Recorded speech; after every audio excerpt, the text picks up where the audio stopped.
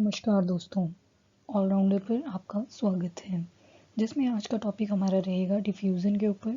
आपको जैसे कि बताया हमने प्लांट फिजियोलॉजी स्टार्ट करी है एंड इसका जो फर्स्ट चैप्टर है प्लांट फिजियोलॉजी का, वैसे एनसीईआरटी की बुक पे आप देखोगे तो दिस इज़ 11th चैप्टर।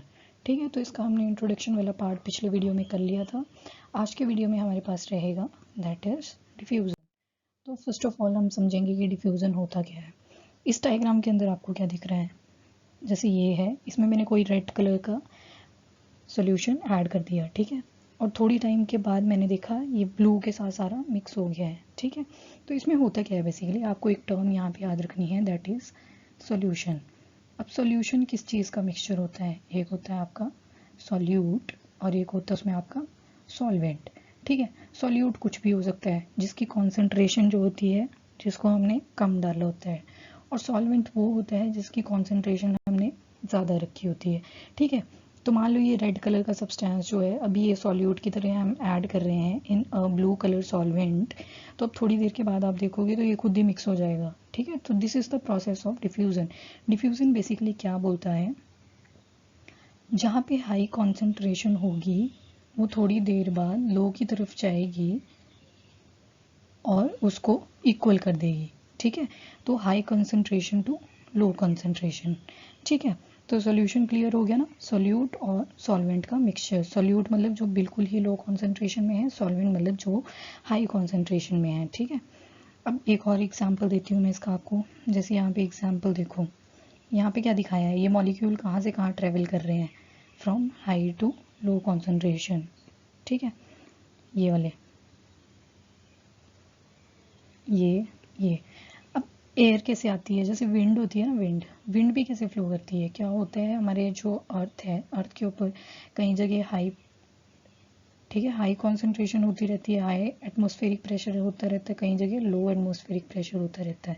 तो हाई टू लो जब वो मूव करेगा, मतलब इसको फुल करने के लिए, तो वहाँ पे क्या हो जाती है, विंड, ठीक है। तो यही दिखाया हुआ है इसमें, दैट इज यहाँ पे जैसे ये मॉलिक्यूल्स है ना, ये हाई कॉन्सेंट्रेशन में है, इधर गए तो ये क्या हो गए, लो कॉन्सेंट्रेशन में। वैसे ही अगर मैं क्या करूँ, मैं शुगर ले लेती हूँ और उसको एक बीकर में डाल देती हूँ, तो पहले तो वो बैठ जाती है, फिर अगर हम स्पून से उसको थोड़ी देर स्टर करेंगे तो वो जल्दी डिज़ोल्व हो जाएगी। बट अगर आप शुगर को रखे रखो एज अ सॉल्यूट यहाँ पे वाटर के अंदर, ये देखो वाटर यहाँ पे सॉल्वेंट है, शुगर यहाँ पे सॉल्यूट है, दोनों मिलके क्या बनाएंगे, दैट इज सोल्यूशन। सोल्यूशन कब बनेगा, जब ये दोनों मिक्स हो जाएंगे आपस में, ठीक है। तो उसको क्या बोल देते हैं, सोल्यूशन। तो अगर शुगर को आप वाटर में रख के छोड़ दो, ऐसे ही रख दो, तो वो क्या करेगा, बहुत टाइम ले लेगा, मतलब डिज़ोल्व होते होते, उसको क्या बोलते हैं, डिफ्यूज़न। तो अब एनसीईआरटी में कैसे लिखा है ये टॉपिक, वो भी देख लेते हैं। जैसे आपको यहाँ पे मिल जाएगा ये मीन्स ऑफ ट्रांसपोर्ट वाले टॉपिक में, ठीक है। मीन्स ऑफ ट्रांसपोर्ट वाले टॉपिक में यहाँ पे दिखेगा आपको डिफ्यूज़न।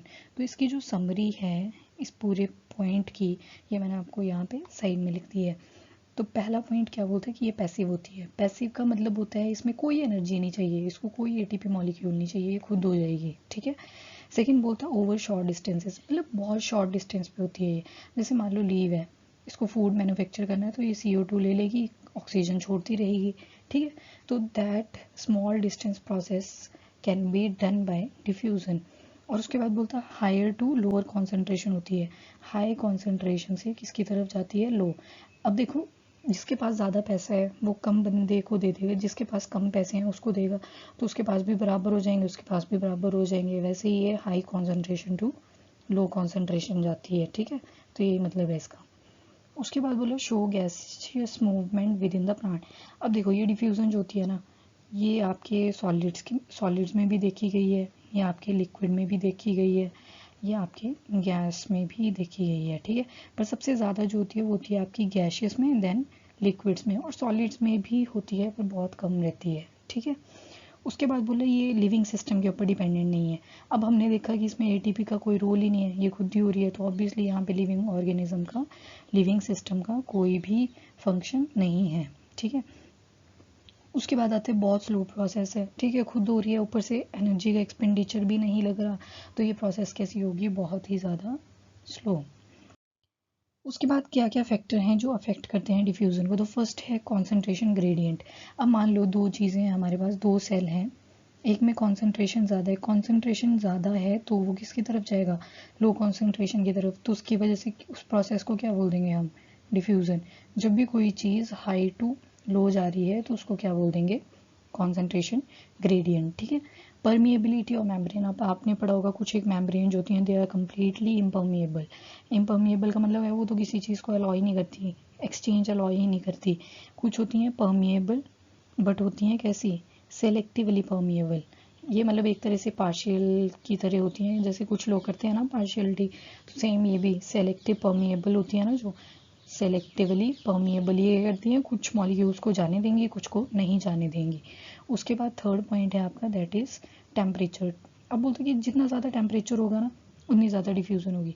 अब मान लो बारिश हुई है, ठीक है, बारिश हुई है, अब एकदम से धूप आ गई, ठीक है, तो ये क्या करेगी, इसकी इवेपोरेशन फास्ट कर देगी, जो वाटर पड़ा होगा सॉइल के ऊपर या ग्राउंड के ऊपर, तो इसकी इवेपोरेशन क्या कर देगी, फास्ट कर देगी। तो उसी तरह से बोलता है टेम्परेचर जो है अगर हम इंक्रीज़ करते हैं तो डिफ्यूज़न भी क्या करती है, इंक्रीज़ करती है, ठीक है।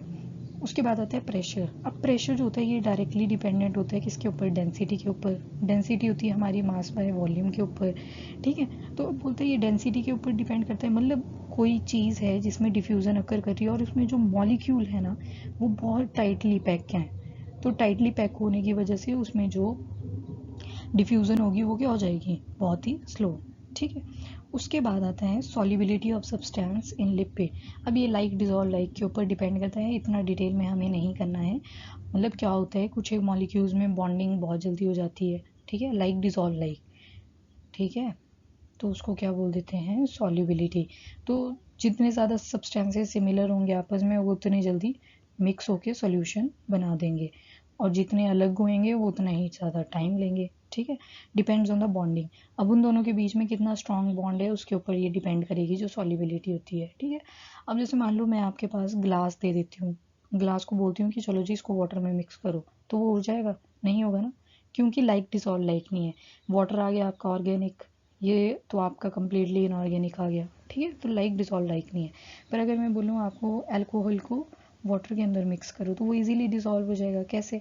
अब अल्कोहल होती है आपकी C2H5OH, ये क्या करेगा, वाटर के साथ बॉन्डिंग बना लेगा, ठीक है, OH के साथ बॉन्डिंग लगा लेगा इधर, तो ये फोर्सेस, ये बॉन्ड्स जो होंगे दे वुड बी स्ट्रॉन्ग, तो स्ट्रॉन्ग होने की वजह से यहाँ पे ये बन जाएगा बॉन्ड, ठीक है। आई होप आपको डिफ्यूज़न का कॉन्सेप्ट क्लियर हो गया हो।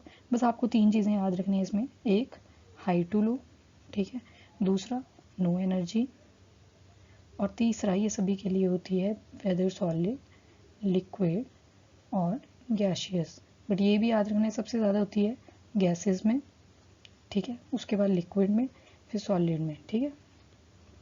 और क्या पढ़ा इसमें हमने कि किन किन फैक्टर्स के ऊपर डिपेंड करता है, तो एक तो होता है कॉन्सेंट्रेशन ग्रेडियंट, ये तो इसकी डेफिनेशन ही होगी कि कुछ एक सब्सटेंसेस, कुछ एक सेल्स होंगे उनमें कॉन्सेंट्रेशन जो होगी that would be very high, high होने की वजह से वो किसकी तरफ जाएगा, टुवर्ड्स लो। फिर परमिएबिलिटी पढ़ी, परमिएबिलिटी में हमने देखा कि कुछ मेम्ब्रेन जो होती हैं दे आर सेलेक्टिवली परमिएबल, ठीक है। टेम्परेचर हमने देखा, टेम्परेचर इंक्रीज करेंगे तो डिफ्यूज़न भी क्या होगा, इंक्रीज। प्रेशर का देखा, प्रेशर इंक्रीज करेंगे तो डिफ्यूज़न क्या हो जाएगी, डिक्रीज। उसके बाद एक और पॉइंट है that is size of substance, ये स्किप हो गया वहाँ पे बताना आपको। पर साइज ऑफ सब्सटेंस में क्या होता है, जितना ज़्यादा हैवी मॉलिक्यूल होगा ना उतनी ही स्लो डिफ्यूज़न होगी, ठीक है। स्लो क्यों हुई है, यहाँ पे आपको क्लियर हो जाएगा ये पॉइंट। अब देखो छोटे छोटे कंचे उठाना ईजी है या बड़े वाला ग्लास उठाना ईजी है, तो बस वही कॉन्सेप्ट यहाँ पे लगेगा, ठीक है। तभी जितना बड़ा साइज होगा उतनी कम, उतनी ही स्लो डिफ्यूज़न होगी, ठीक है। और ज़्यादा ही हैवी सब्सटेंस होगा तो उसमें डिफ्यूज़न होगी ही नहीं। और लास्ट में हमने पढ़ा दैट इज़ योर सॉल्युबिलिटी। तो सॉल्युबिलिटी में हमने देखा कि लाइक डिज़ोल्व, एक जैसे सब्सटेंस होने चाहिए, कुछ सिमिलैरिटी होनी चाहिए दोनों के बीच में, तभी सॉल्युबल होंगे, ठीक है। आई होप आपको डिफ्यूज़न का कॉन्सेप्ट भी क्लियर हो गया होगा। तो इसमें आपको क्या करना है, अब नोट्स बनाने हैं, जो भी मैंने पीछे लिखे थे उनने नोट्स सफिशिएंट है, ठीक है। तो अगला टॉपिक जो हमारा रहेगा that would be facilitated diffusion. Till then bye bye, take care and thank you.